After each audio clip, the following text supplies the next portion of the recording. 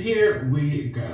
Hey there, y'all. It's me, Sissy Pop 2.0, and this is Let's Drag Out History, where we are going to talk about POC history, in particular, Black history, while I get ready and drag.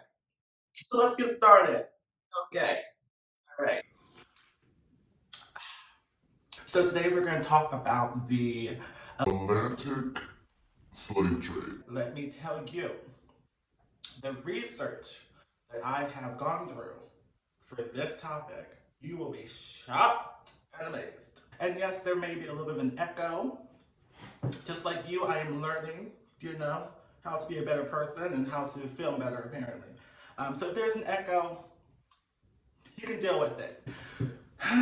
Let's get started with some makeup. All right, so I have shaven, I have moisturized, and we're gonna go ahead and start talking about the Atlantic slave trade. So the Atlantic slave trade started somewhere around the late 1500s. So what happened was Spaniards traveled to the New World, and that started in South America because they heard, girl, there's like gold, there's all these treasures that, honey, we need this. When they got there, this is what they did. They made the natives find all that treasure for them. People in England and other parts of other Europe was just like, hey, we want a piece of the pie too. We want to get up in there. We want to get all up in that gig. So Pilgrim Karen and Pilgrim Ken set to what we know as America today. Got on the boat, landed there. The Native Americans were there first. And we all know how they treated them. And trust me, we will get more into detail of that in a different series so don't worry, we're going to get to them real soon. So the settlers, the Pilgrim Karen and Pilgrim Ken. They did not find the gold. They did not find, the jewels. But they did see that there's a lot of tobacco, sugarcane, and what's the other one? And cotton. And they got there and they were just like, there's all these resources and I don't really want to do no work. We should get people to do this for us. So they decided to enslave the natives. But this is the problem that Karen and Pilgrim came in contact with. They realized that the malaria that they were bringing over there was killing them. And also too, they realized that Native Americans knew the land. So it's very hard to enslave a people who know the exit route. So that didn't really work that well. So, Pilgrim Karen and Pilgrim Ken was just sitting in the kitchen, just like thinking like, what can we do? What can we do? We got our homeboys in Spain down in South America, and they profiting. How are they still doing okay? And we try to get a piece of the pie. Well, they had a little secret down there in what South America is today. They actually found out that people down in South America regions were going over to West Africa to buy captives.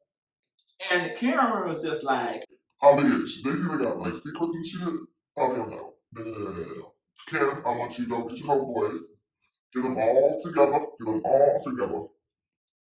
and they gonna go ahead and get on the boat and head over to West Africa to go purchase some people. So, Pilgrim Ken and all his little buddies got on a big old boat, all right, and then they sailed off to West Africa, to the different kingdoms that had indention.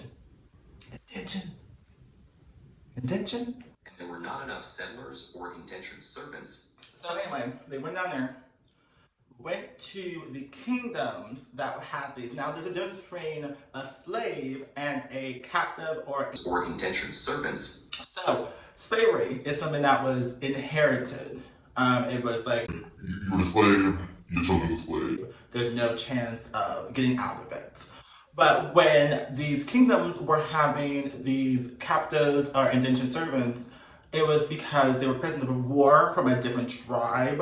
They were in debt, they committed like some type of crime. They were prisoners and they had to either work off and they can pay their freedom and they'll be free, or there was like a time where they would have to be a captive and then be let go.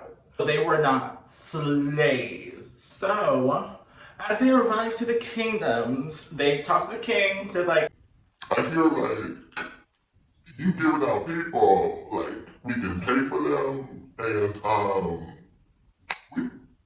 we want people. Can we have some people? Can we have some people? and the king's just like, Who are you? Who are you? We don't know you, sir. No. and then the Pilgrim Kings were just like, Listen, we got this tobacco, we got this cotton, we got this sugarcane, and we got guns. Can we have your people? and they were just like, Okay, all that's cool or whatever, but do you have that brandy? We need that brandy. We want that brandy. and then the Pilgrim Kings were just like, Boo, we got you. Let me go ahead and give you some of this brandy so that we can have some captives. And they're only gonna be captives. Like, what's slave? Like, we don't know what's a slave? We don't know that word. Slave, we don't know that word. We don't know that word, slave. No. so then the kings of the nation was just like, you know what, yeah, sure. We'll take your guns, we'll take your cotton, we'll take the sugarcane, we will take that tobacco and brandy. Give it to me. Here is, some people. The Pilgrim Kings and Karens. Or they did not see the Africans as people. They would take the captives and they would, first off, strip them naked, brand them, and then they would shave all their hair off. And then they would have to march back to the ships. And this, by the way, was the start of the Atlantic slave trade. Okay, so they get on the boats, and remember how I said these boats were huge? Not really. So these boats, they had the women and children under deck on the top level. Now the women and children were not chained down. They were actually kind of able to roam freely around that part of the cabin. Now you ask, Why were they able to say, yeah, like why? so the reason why the women were able to roam free was because the crew of the ship had the allowance to rape the women. And it's really fucked up. They had the men on the bottom level, and the men were chained side by side on their backs, about 4 feet in between each level of the men. And I did some research and I came across this story. I cannot remember his name right now for the life of me. We're just gonna call him Kevin. Kevin was a philosopher, something of the sorts. And then Kevin wanted to go on these boats with the Pilgrim Kings and Karens and kind of just like see what the deal is, like what's going on. And in one of his memoirs, he mentions how he had to get to one part of the boat to the other, but the only way how to get to this particular part, he would have to go through where the slaves were kept. And he said it was the most horrific, 5 minutes of his life. He was saying he had to climb over the bodies of these slaves. And these slaves were sitting there in the heat, in their own filth. And it's just terrible. We should know that this is not okay. So, on these boats, and guys, these boats' names were ridiculous. There was some named Hope. There was some named after their mom, or love or friendship, the goopery of it all. No, ma'am. So as we get more into it, as the Pilgrim Karens and, Kens are bringing slaves back and forth, morale is down. The slaves are dying. What can we do to build up morale? They used to make the slaves go on top deck and exercise and dance for them because they felt like that would help boost morale. Or they also did it just for pure entertainment to laugh at them. So also too, the slaves, they over time kind of catched on. They kind of noticed a trend how they were leaving but not coming back. And they honestly thought that these pilgrim ass Karens and Kens were cannibals, that they were going to eat them. And on these slave ships, a lot of these slaves were just like, hell no, you're not gonna eat me, bitch. No, I refuse to eat. I'm going to starve myself. I'm going to try to jump off this fucking boat. And also, they had riots too. There was plenty of riots on these boats, and a lot of people just think like, oh, Well, I guess they chose to be slaves and they didn't want to fight back. no, Karen. They definitely did not want this life, and they did try to fight back. And some of them actually was somewhat successful. Karen and Ken, what they would do is they would actually put nets on the side of the boats to catch any of the slaves that tried to jump off. Also, too, if they refused to eat, they had this medieval ass tool that they would shove down the slaves' throats and pour down beans and rice. Oh, bitch. Because a lot of the slaves were dying, and only like 20% of them actually made it back to their destination, they would cut off the ears of the slaves as proof of purchase. And 20% of their cargo, the slaves, get to the colonies. They get to the colonies, and turns out that the slaves were immune to the diseases that the Europeans had. So Karen, Karen, she was so happy. Fuck you, Karen. Karen had a sister. Her name was Tiffany. You know Pilgrim Tiffany.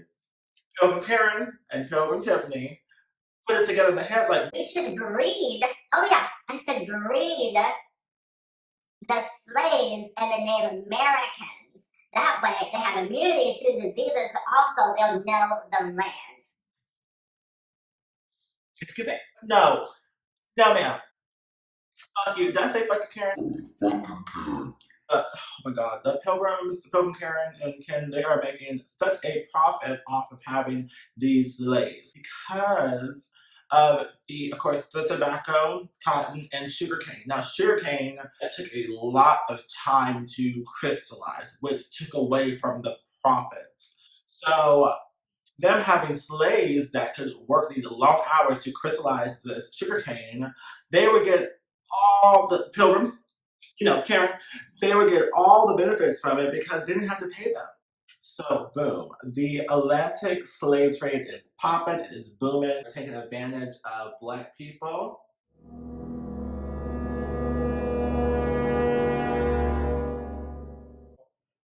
They like, This is a business. This is a business. Having slaves are us. We're gonna have a slave business. that's what they were thinking. That's what the fuck they were thinking. Mother. So they are going to start going back and forth to West Africa. So now, like, this is a business. Now, what's really interesting is in the beginning of all this, a small percent of the captive slaves were going to the North America that we know. And a bigger portion was actually going to the southern part. These white people, they be thinking they real smart. They think they slick, honey. Slick!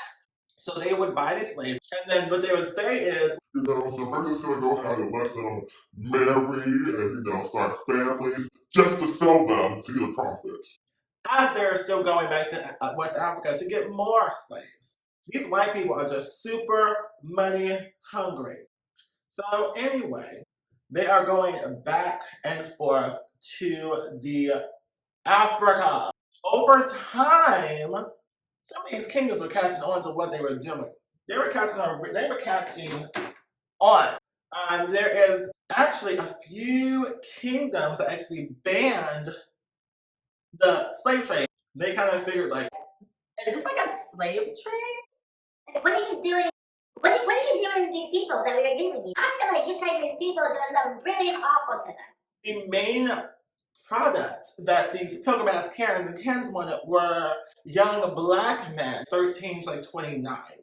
So for a kingdom, that's also important to have because that helps to build the future of your kingdom. So for the ones that actually did not stop participating in the slave trade, they were so consumed with the fact that they had this brandy, honey. They had all these luxuries. The kingdom was profiting. They had money. They were it.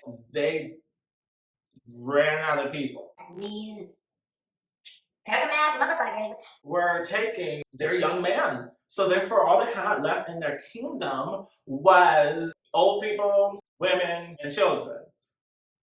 You get what I'm saying? So all these kingdoms that did not stop participating in the slave trade actually fell to power because they were overrun by other tribes. That just really speaks to a lot of situations that someone can go through when you think that someone's like helping you out. They're not. They actually are taking more from you than you realize.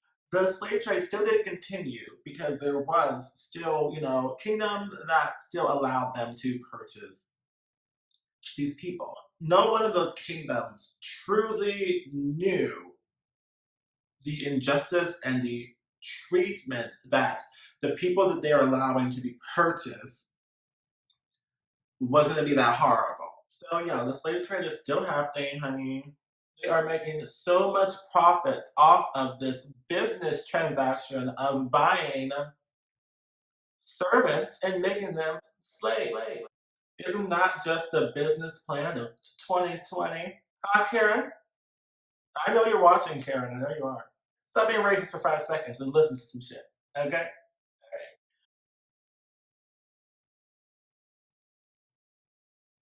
So, back in America, having a slave is a way of showing like, Bitch, you got money. You got money. You got slave. Oh, you got the money. You got coin. You sure do, honey. Yes, you do. and they, would treat these slaves not like people. Oh, bitch, let me tell you. So, you know how like the pilgrims, Pilgrim Karen, Tiffany, Ken, all them, were all about Christianity, all about Christ. They love Jesus. But in the Bible, they do speak about treating everyone fairly and equally. Everyone meaning people. So that clever Karen wrapped in her head with Ken, and they were just like, well, slaves aren't really people. They are beneath us. They're not people, so we can treat them as horribly as we can. So therefore, we can't go to hell for treating them horribly. Society during that time saw slaves as an item. You ain't ready for this. Therefore, they could be insured. They had slave insurance. So that brings me to my next point. So yeah, in 1781, the captain of the Zond, I believe his name was Captain Luke Collingwood. Yes, him, Karen's cousin. He was scared of the financial downfall of like his business because having slaves were business back then because we were not people, we were products. He was scared about his profits because how insurance worked back then for the slaves, you were insured if your slaves drowned. So, at the trial in 1783, the captain pretty much was able to walk away from this getting the insurance money. During this time, if livestock was sick and you had to kill it, the insurance would cover it. So because they would cover it for livestock, they would cover it for slaves. So he ended up being insured by throwing off almost 200 slaves off his ship to get the insurance money. Hello? So later down the road, it's actually represented in the court system as a way of showing how this injustice can happen to every boat going from West Africa back to the States. Would pretty much kill the slaves in order to get extra money. So they were profiting, breeding slaves with Native Americans back then. They were profiting by having the slaves have families and then selling the offspring. They were getting money profiting from bringing guns and brandy and all these, goods back to Africa, taking from the people of Africa back to them to put back in their pockets. And it wasn't until 1807 when the Atlantic trade slave was actually canceled. It was done, it was banned. But that's 1807. Slavery wasn't abolished until 1833 in England and 1865 in the States. So from 1807 to 1865, it was illegal to do the slave trade, but you could still have slaves. It's still fucked up. What can we take from this? What can we learn from the mistakes from our past? You need to know your history. And I'm just learning a lot more of these details out that I had no idea learning in the school system. So I think it's very important to continue striving to further our education when it comes to Black history. So with that said, I hope you really enjoyed this. I hope it was entertaining. I hope you learned something from it. And I can't wait to bring y'all some more stuff. I just realized I forgot to put lashes on for that last part, but it's fine, right?